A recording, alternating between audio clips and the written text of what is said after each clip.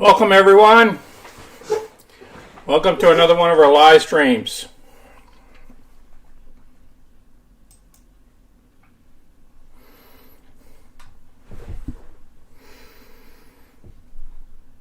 Here's our site, Money Journey with Sonny. All you have to do is place Money Journey with Sonny up there and you can receive it. And then you can go through all our uploads. We uploaded just recently Nano Dimension, SOFI, and Robinhood over the last couple of days. And then if you look down here, you'll see our special reports, our cover calls, our option trades are all right here in 24 different videos. Our debt reduction tips for veterans and non-veterans as well, for everybody. And we're going to have a lot more of these as well.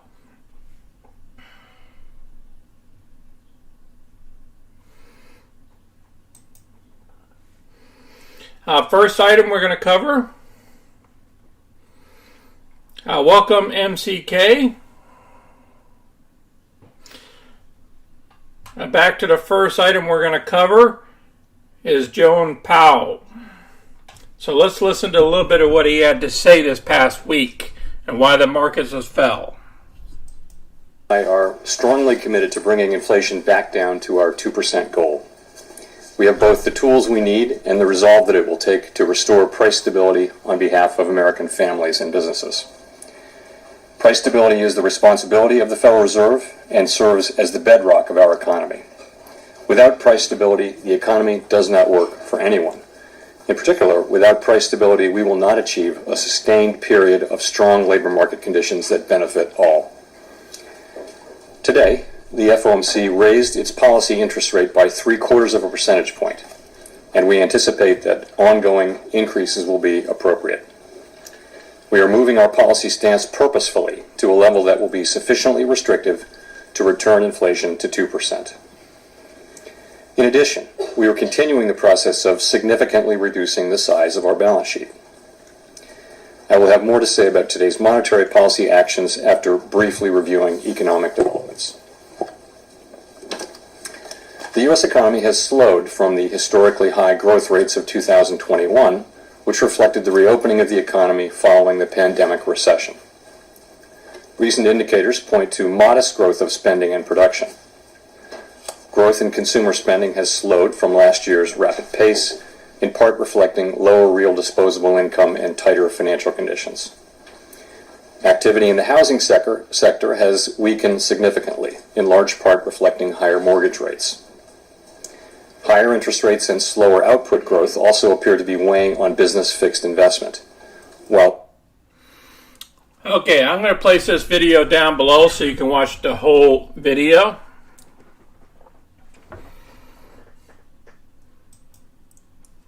Now, some of the analysts are stating the following this week in Biden economics: buckle up for a hard landing. That's what he's talking about, the Fed here. This is a great article.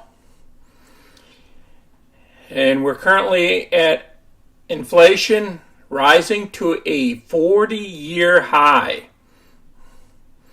So it's going to take a little bit for Colin Powell to go ahead and raise these interest rates. And we're hearing it might even take until the end of 2023 before they get this interest rate, the inflation down to a 2% rate.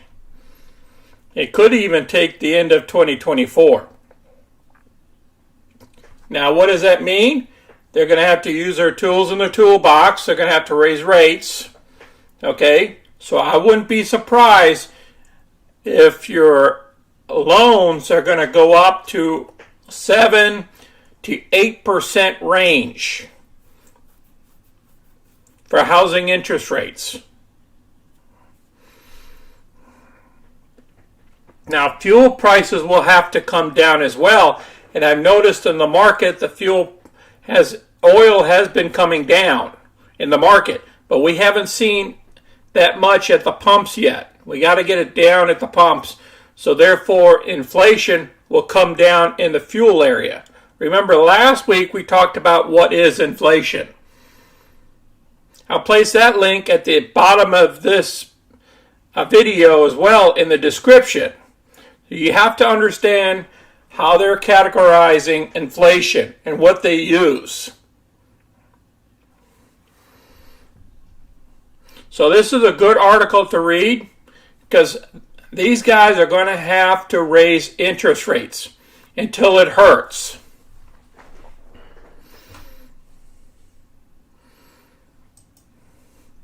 Next item we're going to cover is what did we do about it?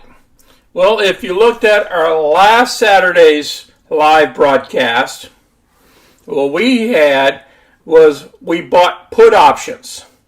Okay? And during the week, we picked up put option on SOFI, and we made some money off of SOFI, invested $106 for 10 options, because we bought the 550 puts, and we picked up $188 worth of profits out of that trade. Unusual activity. Remember I told you about Nigerian brothers, the 3 at 3. They turned us on to EWU. We bought a put option. We straddled this thing. You can call it a spread because that's what it is. A 28-27. We bought the 28s in this case and we sold the 27s. And we picked up a $685 profit off of that. Okay, so you can make money when the stock market comes down as well as make money if the stock market goes up.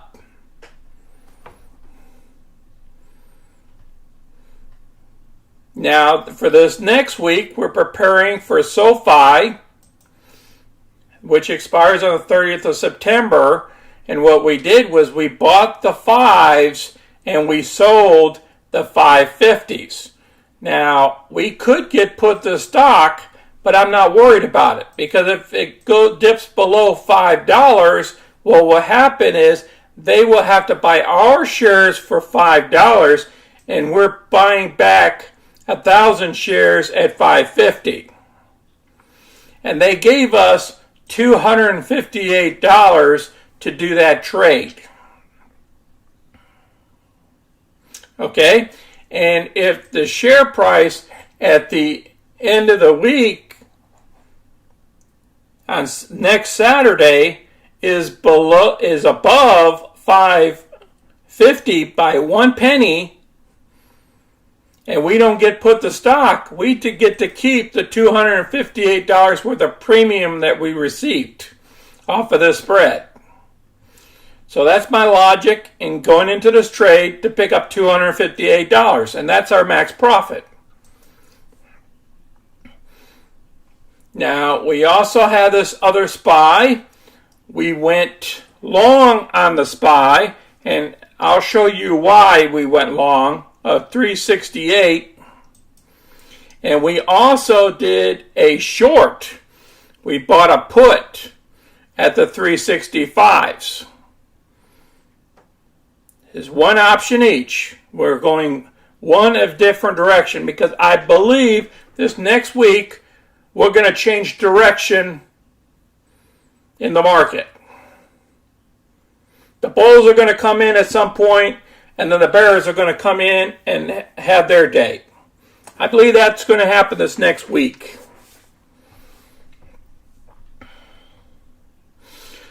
Now, we also picked up an extra 1239 this week because we covered the SPY. Remember that put option that we had? That's some good money there. We still have our CL for the 21st of October. Now, the FXI is still going in our favor because the market is still down. As you can see, the bottom leg of this, of the sold side of the house of 25, when you do spreads, Sometimes they increase in value and you want them to go the opposite way.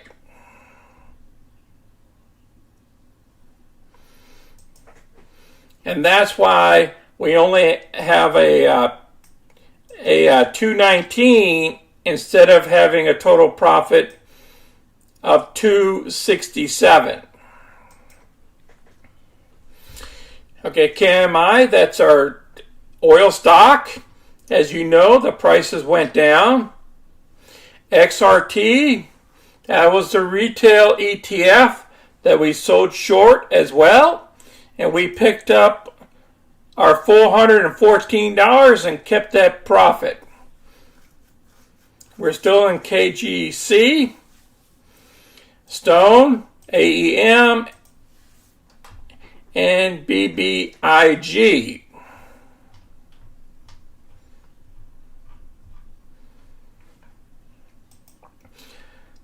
Our overall week was $2,622, and so far this month, for taxable purposes, $62.36, and net profit is $48.03.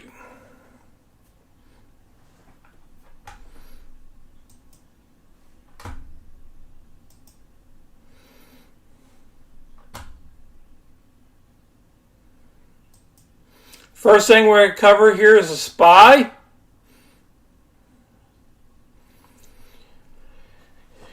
Right now, if you look at the RSI down at the bottom, it says we're currently at a 29.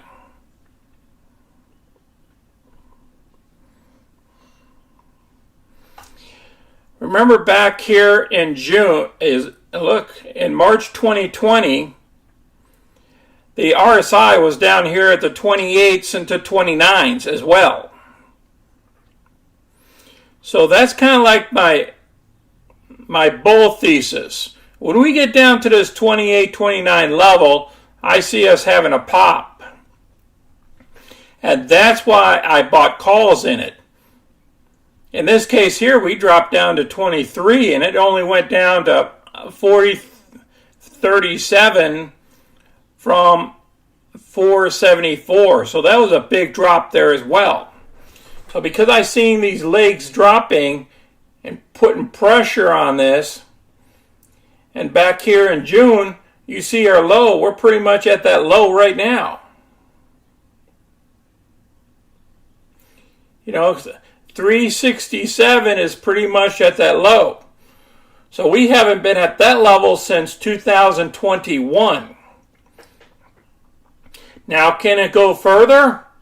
I mean, our next legs could be as low as 326, or we can stop here at the 352. And that's why I went both ways, buying a put and buying a call for this next week. Because I believe this next week is going to be a deciding factor of what's going to happen. We're going to pop out of this puppy here, or we're going to break this levels of 362 and come all the way down here to the 347 or 350 level. That's a big drop. That is $2,000 drop there, if that happens.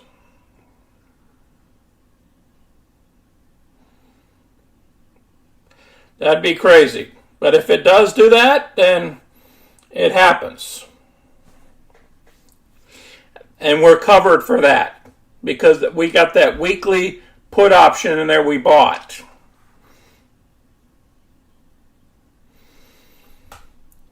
Okay, just keeping you guys posted. We got our Robinhood video out there already, our Nano Dimension video already out there, and a couple of SOFIs out there. In the coming days, we'll have another TLRY out there, and another BBIG, excuse me,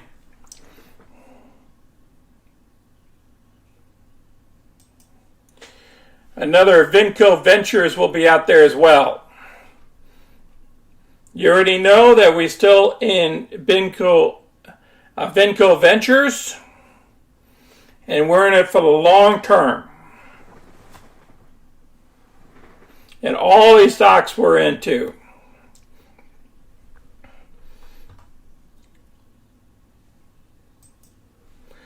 Little quick look at the market.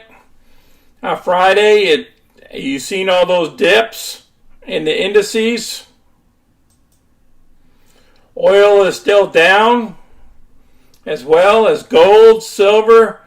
Normally you see the gold going up and when the market's going down. Apparently they're in parallel now. I don't understand that logic anymore, but it's just the way it is.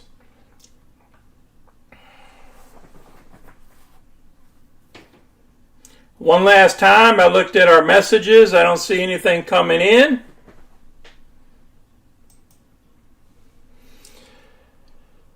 So I appreciate everybody watching our video today. Until next time, folks, this is Sonny. I am out.